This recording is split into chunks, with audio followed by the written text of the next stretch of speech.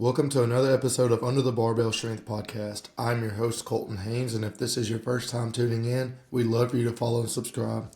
Feel free to leave us a comment with any questions or topics you'd like for us to cover. The purpose of this podcast is both educational and an opportunity to showcase some incredible coaches I've had the privilege to meet throughout my journey in the strength and conditioning world. I think listeners will enjoy the diverse range of guests who will share their experiences in coaching, enhancing athletic performance, nutritional strategies, speed training, and exploring the mentality of being a strength coach. By uncovering the weight room philosophies and strategies that make these strength coaches successful, you'll gain valuable principles to elevate your own team's performance. So join us as we grow together one conversation at a time.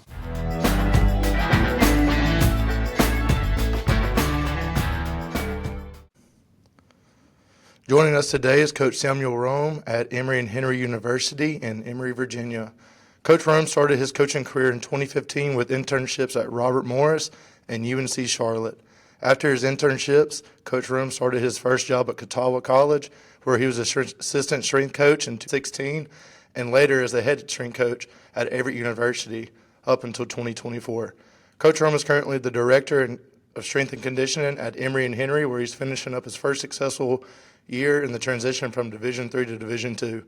Coach Roome holds certifications of CSCS, USAW, Functional Movement Screen, also known as the FMS, and a Certified Sports Nutrition Coach through the NCSF.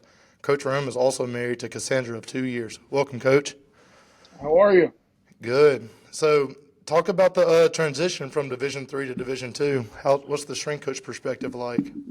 Well, luckily for me, having a little bit of background in Division II, kind of at the start of my career, has helped. I will say the biggest difference is honestly the buy-in. Being at Division III for so long, the kids essentially are paying to play a sport, and it's kind of reminiscent of what you'd see at a really large high school. Coming to Division II, there's different rule set. There's rules that I honestly wasn't prepared to kind of jump into. Had to learn on the fly. But the biggest difference is the kids, I think they're a little more bought in. The scholarship piece and the ability to earn an athletic scholarship if you're a walk-on is a little fruit that we can dangle in front of them and kind of hold them to a different kind of standard. I will say, at the Division III world, you really find out who really loves the sport because it is voluntary all year long. But I'm not going to sit here and say that we don't have that here too. We have guys on our team and girls on our teams that just are in love with the game. And honestly, it's been the best transition I've been a part of in my career. Yeah, not only did you go Division III to Division II, but also the school Emory Henry. So very successful first year. 2 games lost, right? 3, and just missed the playoffs. Mm-hmm. And that's a tribute to you as a strength coach. So tell us more about your background and how you became a college strength coach. So honestly, I got the chance to play in college. I had to sit for 2 years, and due to a car accident, when I got to Everett, when I transferred there, they had just hired a couple new coaches, and one of them was a certified strength coach. That's kind of where it all started for me. I always liked lifting weights, through high school playing ball. It was just something that I enjoyed doing. And then I kind of got to see how he handled himself and how he carried himself around the university, around at practice. He was also a position coach, so I got to interact with him outside of the weight room, and the two worlds kind of just collided for me. Seeing how bought in he was to the development piece in the weight room and how he was really trying to tap into the transformation from weight room to field, I kind of just fell in love with it. And so my going into my senior year, I kind of made the decision that this is what I wanted to do. I had a coach who left Everett, ended up being a defensive line coach at Robert Morris, and he put me in contact with Coach Todd Hammer, and I applied to be an intern, and I got in there, and that's when I think I really fell in love with it. The way that Hammer kind of coached us to coach the kids was very unique. He would actually walk in one random day and just look at you and say, "Hey, Rome, you got the warm-up. It starts in 5 minutes," and you just kind of had to go. So it was a trial by fire, and you really learned what worked, what didn't work, kind of in the moment. And that's something that I just fell in love with, and I get that honestly every single day in this field. You never know what kind of environment, a kid's going to bring into the weight room. They could be having a really bad day, and now it's my job to turn that frown upside down, if you will. They could have, be one of the best kids on the team, and now it's my job to take them to that next level. So that's kind of what I fell in love with from the start, and I'm extremely grateful that I get to do that every single day. Yeah, that's the fun thing about being a strength coach. You never know what's going to happen that day, and it's Yeah. always something new. So do you have a favorite story that an athlete has done, whether it's at your school now or a previous school? I actually thought about this, and I kind of have two. My first one is actually they're a year apart. My first one is at Averett. We had a kid, he was an incoming freshman, a true freshman, and we got to the spring, and he was looking for a way to kind of tap into to get in some more playing time. And I told him at the beginning of the spring that if you trust the process, and just kind of buy into everything that I'm trying to sell you, and you soak it all up, and you just do the bare, not the bare minimum, but the basics really, really well, you will skyrocket. And I remember we did our first test that included body weight. This young man weighed 185 pounds. He was a strong kid, but playing linebacker, and especially at a middle linebacker position, 185 pounds wasn't going to cut it. No. So fast forward 16 weeks later, this young man is now 210 pounds, and he's put almost 75 pounds on every strength metric that we had. So that one for me was just really, really cool to see. It's not often you get true freshmen to buy in their first spring with you. So that one I will always hold dear. My next one it does come from Emory. We're getting ready to play Ryan, and they are number 6 in the country at the time. Legit. Yeah. I walk into our locker room on game day, and the first person I see is one of our starting receivers. His name's Cam Peoples. And he just kind of looked at me and asked how I was feeling today. And I said, man, I'm feeling good. But there's one thing I've never been able to eclipse in my career. And he just looked at me and said, what's that, Coach? And I said, I've never been 5-0, ever, in my playing career, my coaching career. And he then looked at me and said, okay, well, today, you're the first person I'm talking to after the game, and I'm going to congratulate you on being 5-0. That moment for me as a strength coach, that he kind of put all of his personal treasures and gains aside and say, you know what, I'm going to do everything in my power to get my strength coach to be 5-0 for the first time in his career. And I kid you not, I was the first person he talked to after the game. That one for me, I'll be honest with you, it kind of brought me to tears because I had never been in that position in my career. And it was just a great feeling to know that in my first, let's say, 60 days with this group, they bought into what I was selling enough that they were willing to go out and lay everything on the line for their strength coach. So those were two really cool moments that I've kind of had in my career. Man, what a moment. Yeah, that's why we do it as coaches is the things like that, not necessarily for the pay, but to have those little moments with those guys that you put in the work with all summer and all off season, and they know you're there with them every step of the way. But that all comes with trust and building a rapport with your athletes. How do you do that at your old school and then even now, like being a new strength coach? How do you build that trust with these guys who you just met a couple months ago? So during my time at Averett, it worked well in my favor being an alum. I kind of had an extra leg to stand on. I was really able to say, guys, I've been in this exact position that you're in, coming from a football aspect. So that kind of got the process started. And then kind of as the years went on, I just always would use, little things that I knew that they were going to have to go through, whether that be classes, whether that be the struggles of training camp, the late season struggles, especially if they weren't really playing, because I always was brutally honest with them. They all thought that I was, a real deal guy in college, and I told them straight out that, I didn't play. I had 2 plays my entire career in college. They were on senior day, and it was kind of a gimme, like, hey, it's your last home game, it's your last game of the year, we're going to put you out there, we're going to let you play. And I soaked all that up, and I just loved every minute of it.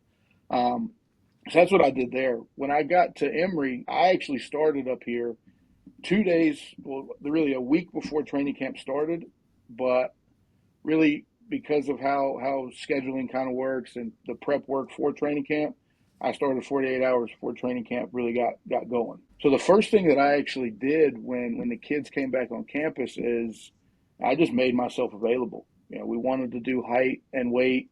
One coach did height, and I sat there at a table and I did weights, and I just started creating conversation.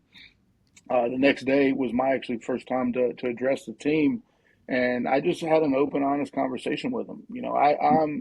I know Coach Orney. I'm not going to say I know him well, but I know him well enough because I know some things that he's done. And I just explained to him, like, there's going to be things that he did that you really liked. And unfortunately, I'm not him. There's going to be things that you miss. But if you believe in me and you kind of give me that trust in the first 30 days, I promise you we're going to have a great, relationship. And then from there, as the season went on, again, I just made myself available. I don't think I missed a single football practice all year long. I think there were two instances where I was out there for the start. I had to come back in for a session in here, and then I would pop right back out there. And that So means a they, lot when you're showing up to their, practices and stuff, because you could very mm-hmm, well be doing your own thing, yeah. doing who knows what, but you going to practice, that means a lot. And so that's kind of what I did to just jumpstart the relationship and the trust building, and it's kind of flourished up until now.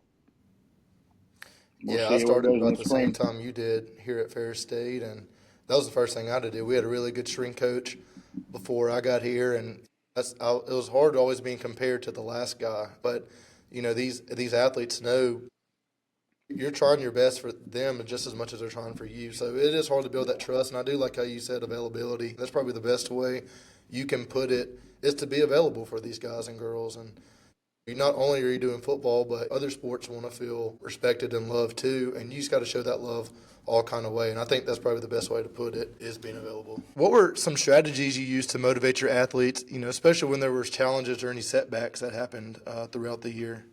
So I'd actually use the setback to my advantage. I'm a big Lou Carella fan. I've read his book Firelighters 365 probably at least 3 times now.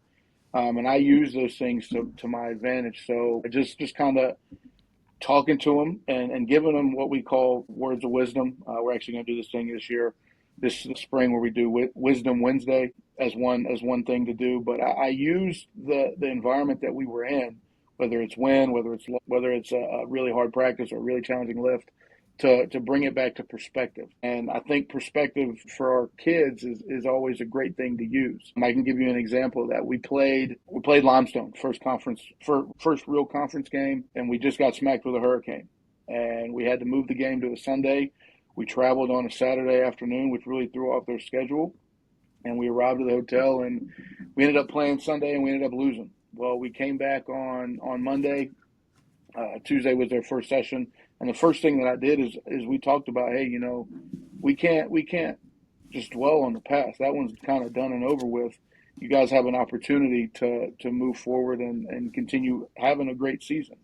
Later in the year, we talked about that word opportunity, and there's a really fine line that you kind of have to teeter-totter when you talk about opportunity, and that's something that I use to talk with them about, and just have real honest conversations. I think that's the biggest way that I've been able to motivate them, is I'm authentic. I want to be, authentic in what I'm saying to them, and get them to know that I understand where they're coming from.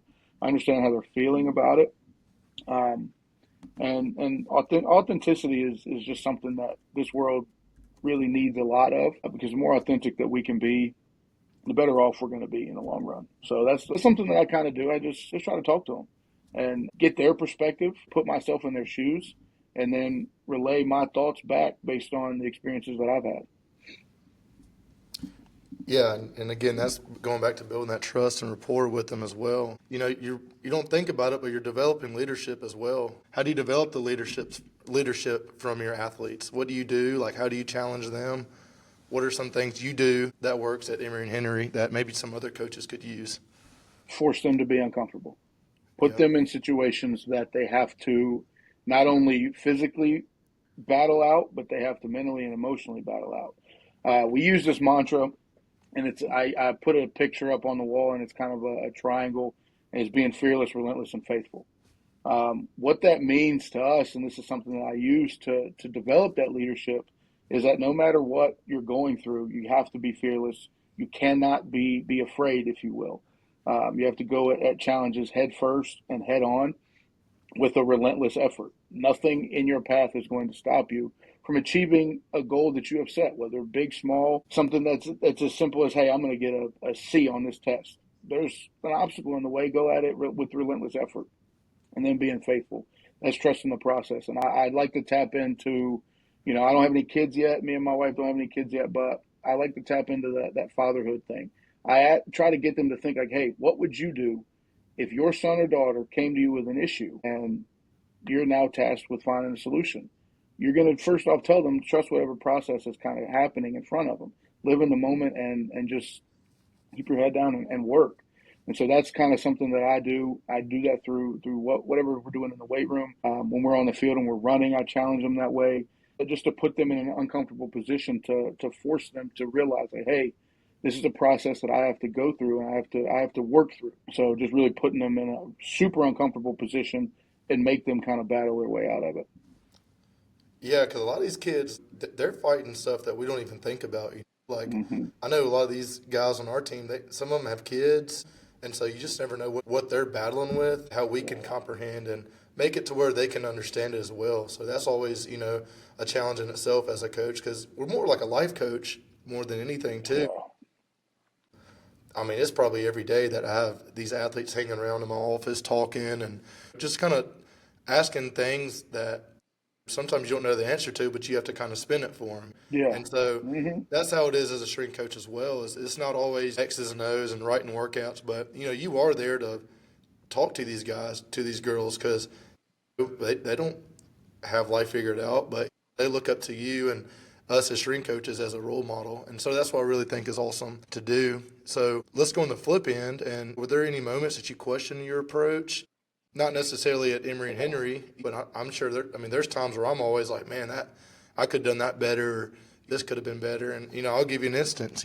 We were playing week 0, Pitt State, and these guys it was the week of the game, and I still kick myself for this, but they're working out, and we had some of these non-travel guys, and at the time it was during camp. They're all working out with the travel guys, and the non-travel guys, they knew they weren't playing or anything, so they were kind of in the back, kind of goofing around, and I'm not gonna lie, I kicked the whole team out. I was like, man, we could do better than that.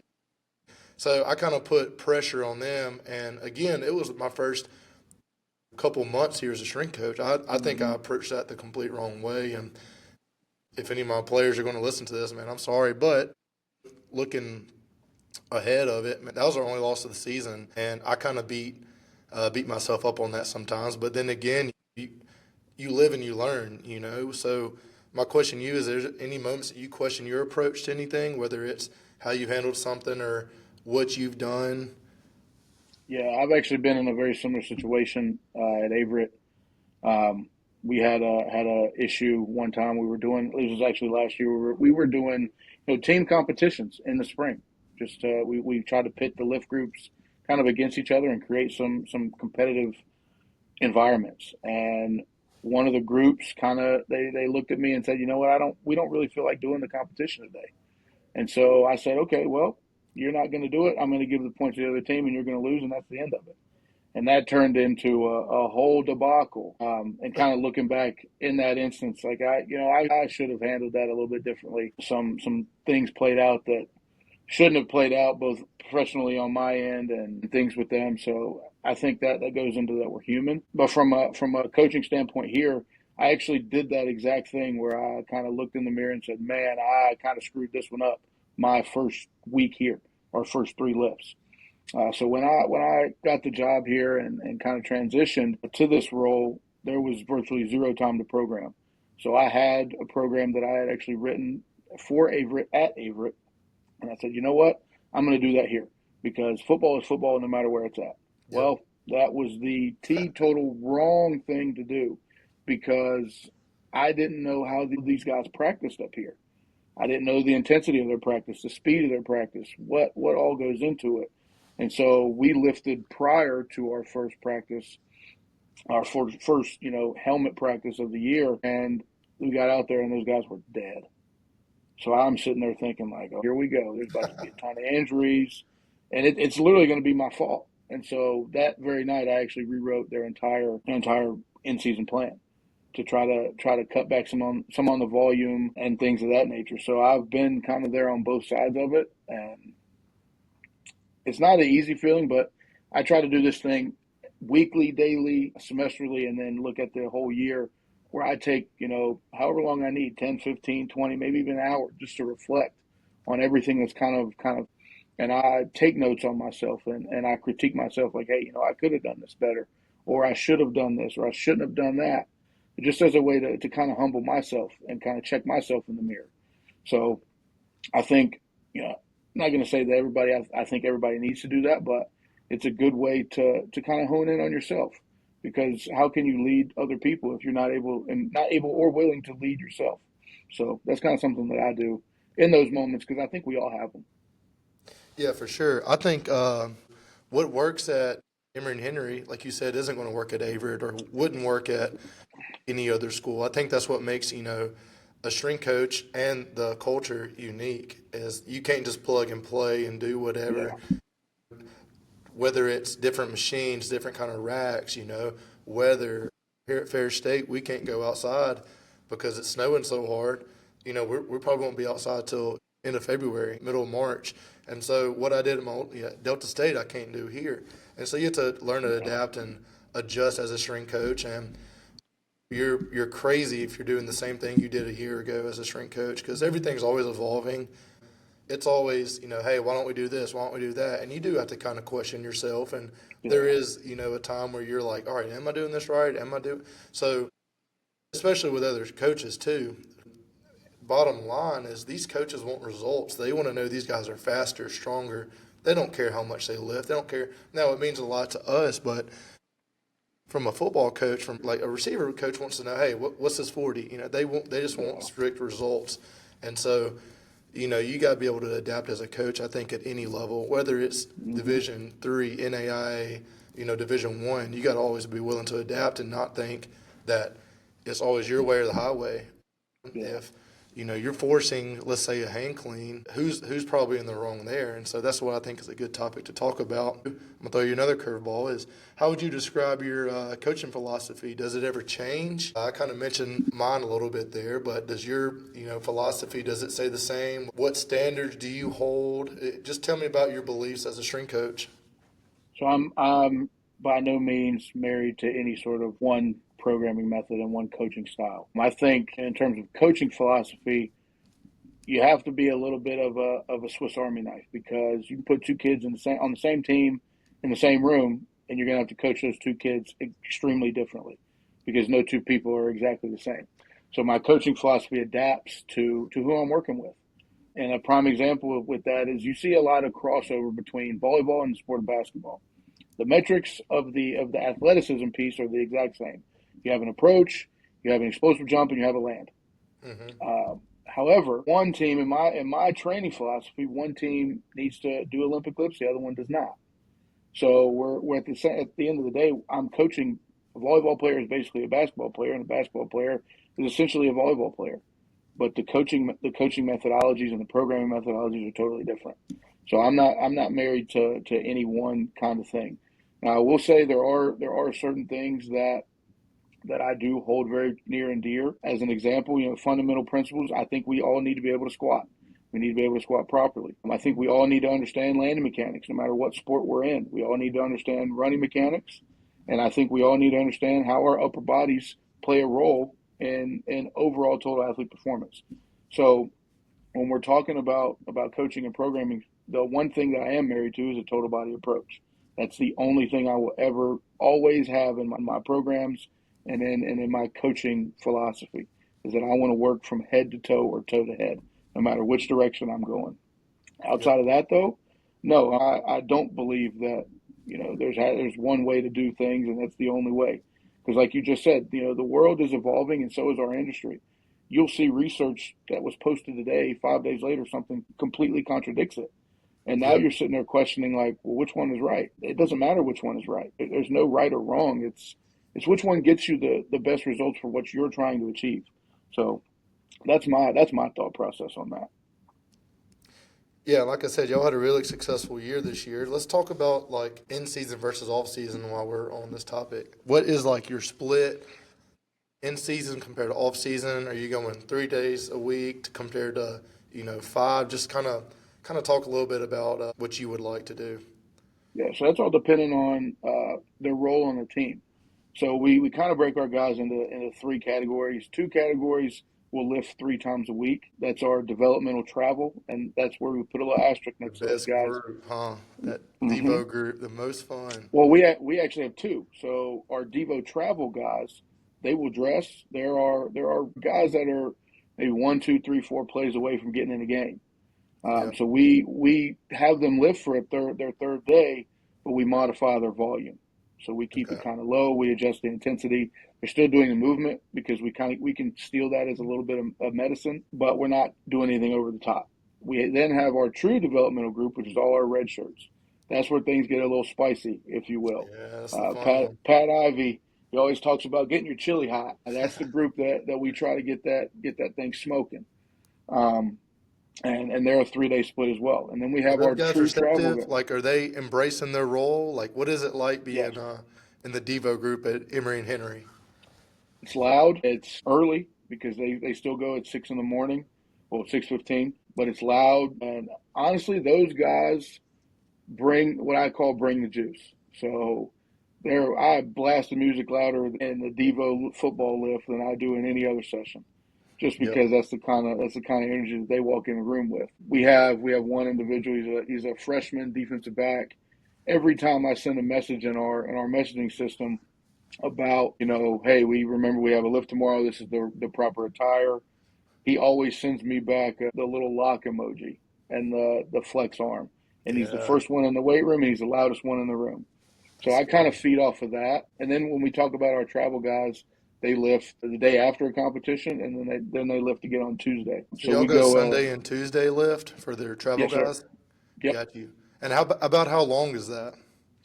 I try to cap with football. It gets a little different because there's so many Yep. people in the room. My I guess my programming style for in season versus off season for other teams is an hour in the off season, no more than 40 minutes in season. That Got you. includes your warm up time. For football, however, it's a maximum of 60 minutes in season. Again gives me 15 minutes to warm up, 45 minutes to train, and then an hour and 15 in the off season. So Got you. Yeah. So twice a week, do you do like let's say like a recovery day, like where they have the gym open to stretch? Like what kind of like aspects do y'all do at Emory and Henry to help these athletes mentally get ready for a game? Physically. What do you take any approaches on that? yeah.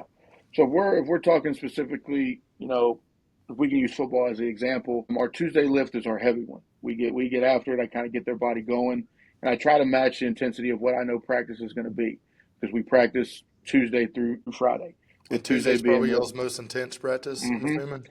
yes sir. So I try to match the intensity in the weight room to that. Make I your like hard days that. hard and your light days light, or your high days high and your low days low kind of thing.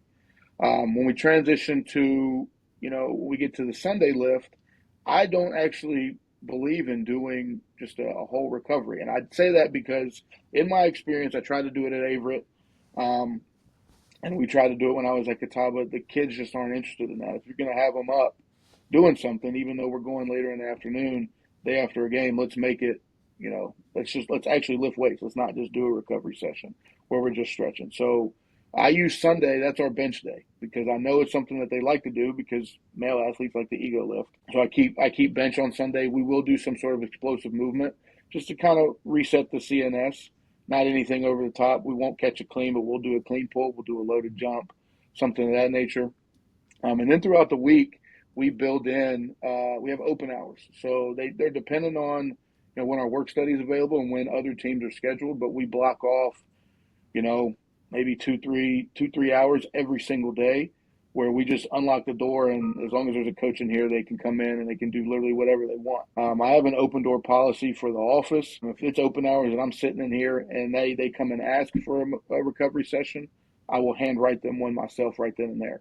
That's We awesome. also utilize just some basic mobility cards. One of my old assistants, his girlfriend is a physical therapist, so we tapped into some of that when I was at Averett, and we kind of brainstormed and put together some mobility based cards, some extra work, if you will, that we have them on our office door. They literally go up to the basket, pick a card out, and we go about their day. So I kind of use the whole idea of movement as medicine, no matter what movement it is. So that's kind of how we build in the recovery aspect, while also not not sacrificing training time to do so.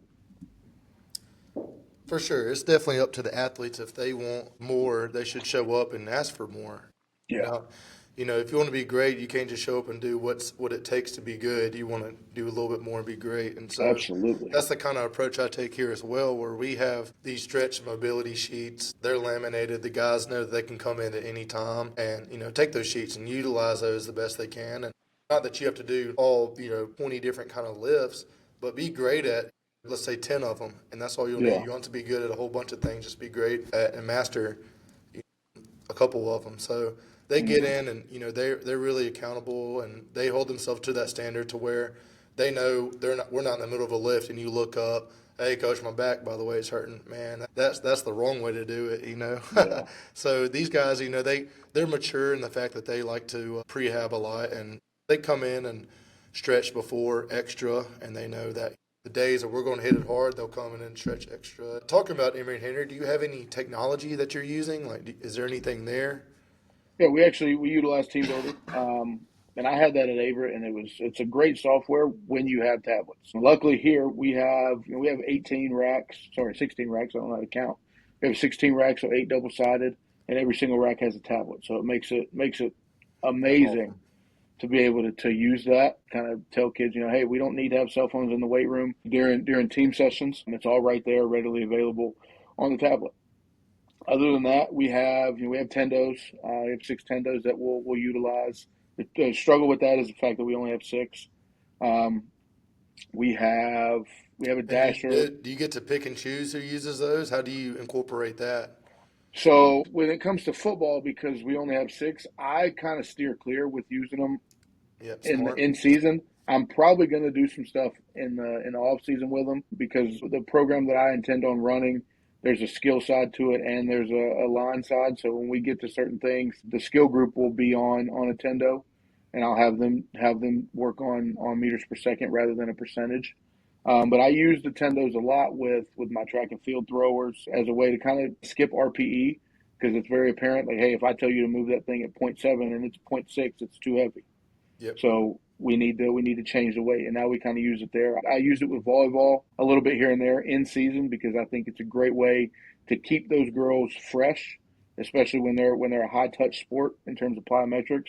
So it's a good way for me to monitor how much we're actually doing plyometric wise. One thing that we actually started doing this year is we found a conversion for meters per second and jump height. So we have 2 jump mats. One of them actually, I think something's wrong with the cord, so we don't really use it. So one way that we kind of give them a range of how high they're jumping is we use the meters per second and the peak velocity setting on the tendo. So we started using that to do just some programmed vertical jumps, max effort style, and give them a range of, hey, this is how much I'm jumping, how high I'm jumping, after my second set of back squat compared to my first set. So we do some stuff like that. So you're testing in season as well as off season, correct? A little bit, yeah, depending on the teams. So for football, we tested our Devo guys twice this year. One mid year, one right at the end, just so we had up to date numbers. Track and field again because they're a tweener sport. I tested them multiple times throughout the year. I got to steal a volleyball test in there right around fall break. I had a long gap in between games, so I stole some testing time. We try to do in season. If there's a way that we can just kind of do a modified test and say, hey, I'm gonna check see if your numbers are still true because you're going through a season. I'll slap 80% on there for one set and tell you your last set, take it for a plus set, and we'll adjust the numbers kind of as we go, APRE based. Nice, got you. So let's talk on the flip side, nutrition. I know it's a headache to talk about in the college world, especially the Division II world, but talk about y'all's current nutrition situation. So it's kind of minuscule, but something is better than nothing. So we're gifted through our cafeteria and our dining hall. Oh, that's nice. We get chocolate milk. We get the little cartons. We get Uncrustables as a way to kind of steal some protein, some extra carbs, and some sugar replenishment post lift. And then we have a contract with Pepsi where we get water out of I have probably 75 cases of water in our storage closet that we can put That's out here awesome. for our kids. But other than that, I'm trying to tap in with our dining hall to do meal recommendations. Our dining hall is very, very giving. They don't ask for a lot in return. They're very, very helpful and a great resource to have. So I'm trying to kind of meet with them and tap into the something as simple as the dot system, red, green, and yellow, in conjunction with I'm implementing meal plans with our football team this year, this semester, to kind of see how it works. Um, with this group, I did it when I was at Averett, and I'll be completely honest with you, I don't know if it was poorly implemented on my behalf or the kids really just didn't want to follow it.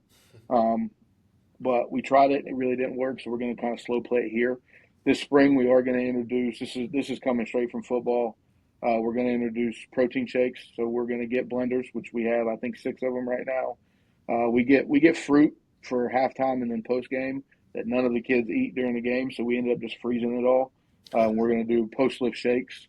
Trying to kind of tap into get the rest of the university, rest of the athletics department to see like, hey, we can all slide $200 out of our annual budget to cover fruit for the entire year, and now our kids have another available option for post lift consumption.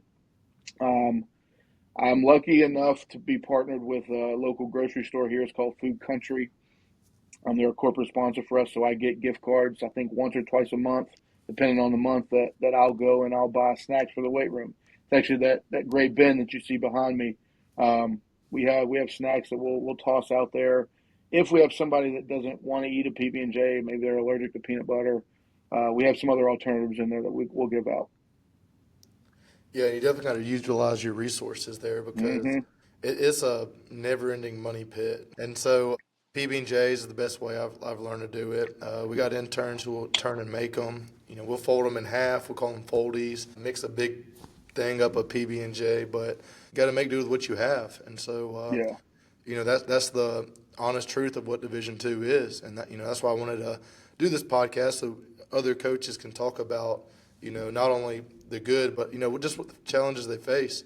So, is there Yeah. any other challenges you face at Emory Henry?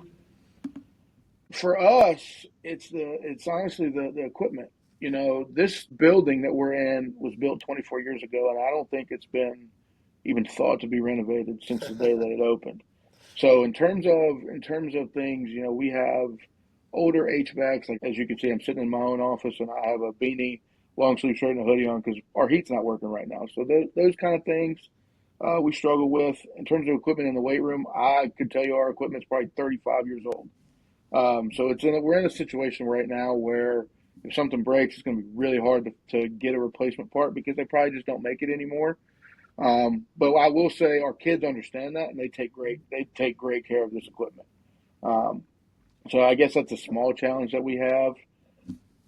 I think probably in my opinion the biggest challenge that we have is just the registration with classes. Oh Some yeah, Division two I had to deal schools, with that I today. mean, That's always a headache in itself. I yeah, mean, the because biggest fight I go with is getting all these coaches their time that they want, and so that's always a fight too. And that's yeah, anywhere I've been. So same. So I think that's probably the biggest challenge. And like you said, I think that's as you're going to fight that everywhere you go. That's not a P5 school where 99% of the athletics team takes online classes or they have priority registration. or That's two the weight biggest. rooms. Do y'all have one Yeah, or two weight rooms? we have one. We have Same, one. same here. Yeah, And the best scheduling I had when I was a coach, it was when I was a GA at Arkansas Tech. We had two weight rooms, so we put basketball, volleyballs. We did all that in one and the other, and we were done by 3 every day. But that's yeah, not the case. That's not the case anymore. yeah. But, so what's one piece of advice you wish you knew when you were younger? If you could, tell these young strength coaches that are listening in, or maybe something you wish you would have known. What's one tidbit you wish you could tell? Mine is honestly two things. First, it's the importance of networking. I think you know being that last year was my first time going to the national convention, I learned so much from so many people in the 3 days that we were there, and built so many connections with people that I still talk to this day. So the importance of networking, first and foremost. Don't get lost in just trying to reach out to somebody one time. Follow up and follow up and follow up and follow up. That's something that I actually didn't do early on in my career, and in some instances.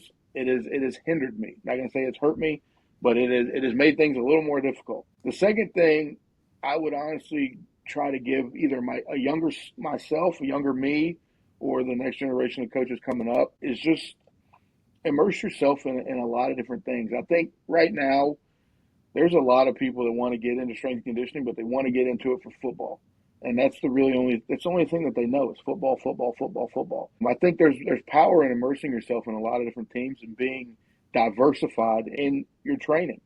So understanding that how other teams work, because you never know, you're going to get into a situation where somebody may offer you a job and it's on the Olympic side and you've never worked with Olympic-based teams. You don't understand certain lacrosse is a huge one. We have a lot of coaches in the world that have lacrosse teams at their school.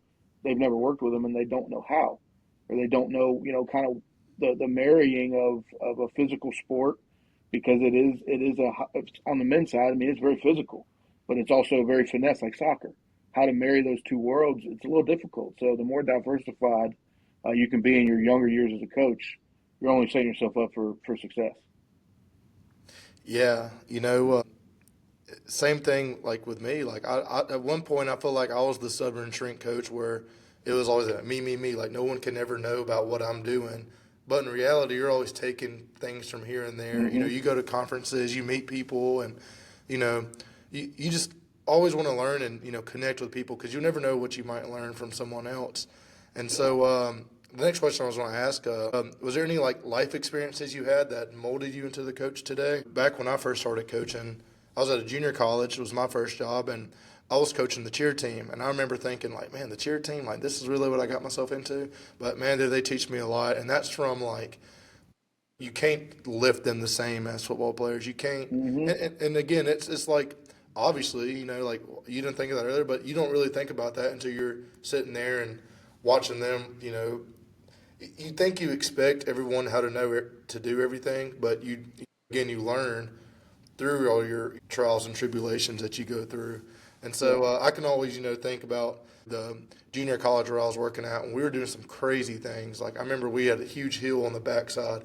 We were lunging up and down that thing, and I was thinking like, man, I'm getting them. But little did I know, like I was the foolish one in that instance. So, is there any life experiences that you had where that made you into the coach and person you are today? Yeah, I think for me, there's one as a player, and that's kind of where I got to see a strength coach kind of work for the first time, and that's where I made the determination this is what I want to do for a living. But once I became a coach, I really had no idea what I was doing. I went and did an internship at Robert Morris at UNC Charlotte, but there were people kind of guiding me. It wasn't until I got to Catawba where Coach Jadwin Bignon looked at me and said, "Hey, these are your teams. I'm going to stay. I'm going to watch your first session with each one of your team. After that, you're done. Like it's on you." And I remember my first lift with women's soccer, and I had this elaborate plan that we were going to do, squat, bench, and I think some variation of a deadlift, all in the same session. And he just kind of let me go through it, and then I realized, like, man, that one I screwed up. Like, yeah, I'm going to get them right, kind of like you just said. And I ended up working completely backwards. I think another one from Catawba is I had a swimmer, and she was undiagnosed with scoliosis, and we didn't really know. It wasn't very visible because sometimes with scoliosis is very apparent that something's going wrong. We get in there, and I had no idea that something was actually wrong. And we load her up with a back squat. Now we were only working with like 40%, but she shouldn't have been back squatting at all. Yeah. And we load her up, and she does 2 reps. Next thing you know, she's on the ground, the bar's on top of her, and I'm freaking out. Holy cow! I would have. And it's kind of molded me now to slow play things. Regression is the greatest form of progression in the world. So I really learned, and it kind of really molded that into my mind that, you know what, you have to be able to roll over and sit up before you can ever crawl, walk, or run. And that's kind of something that throughout my career, and it's really just molded my whole way of thinking is, you know what, we're going to start with the absolute basic first. And I heard a podcast from a coach a couple years ago. He was a soccer coach, and he talked about, for the first month and a half, his soccer team does not touch a bar. They have to earn the bar. So Yeah. they do everything you can imagine with dumbbells, bands, and kettlebells. until he is ready to put a barbell in their hands. And when they get the bar, it's just an empty one. There's no weight on it. So that kind of reassured my ideas of, you know what, slow play, slow play, slow play, slow play. Because I don't want to be in that situation again. Man, what a memory to have. Your first little Yeah. gig, huh? So I thought she before, died. I literally thought she was dead. before we go, you have any shout outs? Anybody you want to talk? Yeah, I mean, I could shout out 1,000 people, but I got to give a shout out to my wife, Cassandra. She is by no means a coach's wife. I'll tell you Man, what, they don't know what they sign up for. no, my wife honestly hates sports, and she's put on. We've been married for 2 years. We've been together for longer than that. She's kind of sucked it up with the long nights and early mornings. So huge shout out to her. Some other people, that have kind of helped me get to where I'm at. I always got to shout out my man Todd Hammer. If For those coaches out there that listen to this, if you've never got to meet Todd Hammer, you need to seek Todd Hammer out. He's a great individual to know. He's really down to earth, and he's an open book, man. He's taught me so much. Um, all of my former assistants, I got to shout them out because I've always been told that the hardest part about being a director or a head strength coach is managing other people. And those guys that have worked under me have taught me so much about myself. So shout out to them, Cody, Hunter, Tyler, and your assistant Dom. Yeah, I was Dom gonna was say with you're me gonna give for Dom a shout out. Yeah, man. Dom was with me. He was part of my first 4-year class at Averett as a head man there. And then he stayed on and interned with me for a semester. And then he shipped himself off down south and now up north. So big shout Tricked out. him twice into moving with me. So big shout out to all those guys. Man, without them, I wouldn't be the coach that I am today. And then I got to shout out all the kids that I've gotten the chance to work with. We put in, I think I did the math one time, and from the time I started at Averett to right now, I've probably worked with at least 2,000 kids. Each one of those kids has put something in my toolbox, some way, shape, or form, good, bad, or ugly. It's in there, and it's a lesson that I can use for the next generation of kids that I get to coach. I shout out every single one of them. Well, I'm sure they'd tell you the same thing too, Coach. Well, again, thank you so much for coming on. For those of you who don't know, Samuel's the first coach on our podcast. Yeah, thank you. Absolutely. Man, this is huge for me. It's my first podcast I've ever been on. This was fun. Yeah. So hopefully we can bridge the gap between other coaches throughout the country. Yeah, it's just a way to kind of shop talk without having to be in the same room or, pay to go to a conference and link up. It's cool. I like this.